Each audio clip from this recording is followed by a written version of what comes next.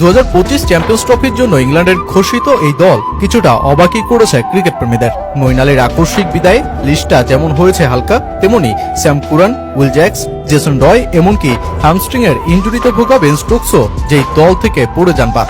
তাই অনেক বেশি তরুণ ও অল্প অভিজ্ঞতা নিয়েই শিরোপা যুদ্ধে নামা লক্ষ্য স্থির করেছে ইংল্যান্ড। একদিকে তারকা ক্রিকেটারদের বিদায়, আর অন্যদিকে ক্রিকেটে নতুন ক্রিকেটারদের সংযুক্তি জানান দিচ্ছে সময়টা ট্রানজিশন পিরিয়ডের। West Indies, Sri Lanka, England, Bangladesh কিংবা ভারত সব দেশের ক্রিকেটই যে মোকাবেলা করছে এই সময়টার, জসপ্রীত বুমরা তো তা স্বীকার করেছেন অকপটেই।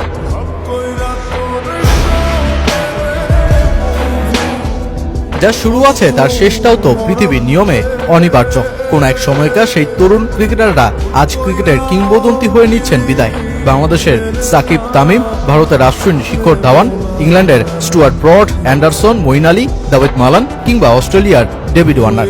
তারকাদের পতনে যখন সমর্থকদের আক্ষেপের পাতা দীর্ঘ হচ্ছে, তখন দলগুলো নতুন এক চ্যালেঞ্জের সামনে, আর যেটা ট্রানজিশন পিরিয়ডের। অভিজ্ঞ খেলোয়াড়দের অবসরের ধাক্কা কোনো এক সময়কার ভয়ঙ্কর ওয়েস্ট ইন্ডিজ কাটিয়ে উঠতে পারেনি এখনো। শ্রীলঙ্কা সেই পুরনো জয়রথ হারিয়ে বসেছে কুমার সাঙ্গাকারা, জয়াবর্ধনে, মুত্তিয়া মুরলীধরনদের মতন তারকাদের বিদায়ে। ইংল্যান্ডের ক্রিকেটও পার করছে ট্রানজিশন পিরিয়ড।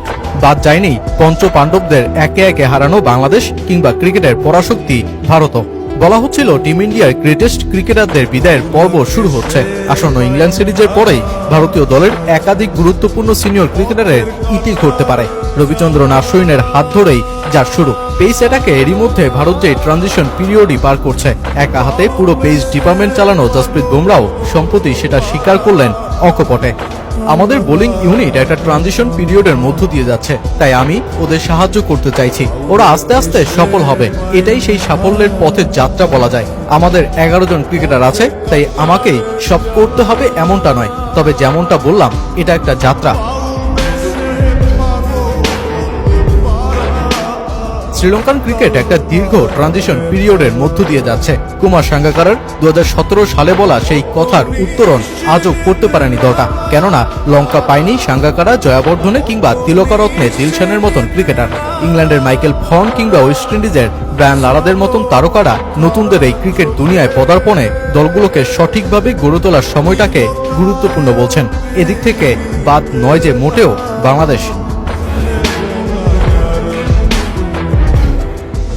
বাংলাদেশের লম্বা একটা প্রজন্মের ক্রিকেটারদের বিদায়ে এখন তরুণ ক্রিকেটারের দায়িত্বে গড়াচ্ছে দল। সাকিব, তামিম, মুশফিক, মাশরাফি কিংবা মাহমুদুল্লাহদের বিকল্প কে হবেন, কিংবা ভবিষ্যতের জন্য গ্রেটেস্ট ক্রিকেটার প্রস্তুতিতে বোর্ডের বিচক্ষণতায় আগামী সাফল্য আর ব্যর্থতার গল্প বলবে। আফগানিস্তানের ক্রিকেট যেমন দীর্ঘ সময়ের পরিকল্পনায় সফলতায় ভাসছে এখন, সেই সাফল্যে বাংলাদেশকে এগিয়ে যেতে হলে অন্য দলগুলোর মতোই এই চ্যালেঞ্জিং সময়টাকে উতরাতে হবে বিচক্ষণতার সাথেই, নয়তো ফের আরো বেশি পিছিয়ে পড়ার সম্ভাবনাও যে প্রবল।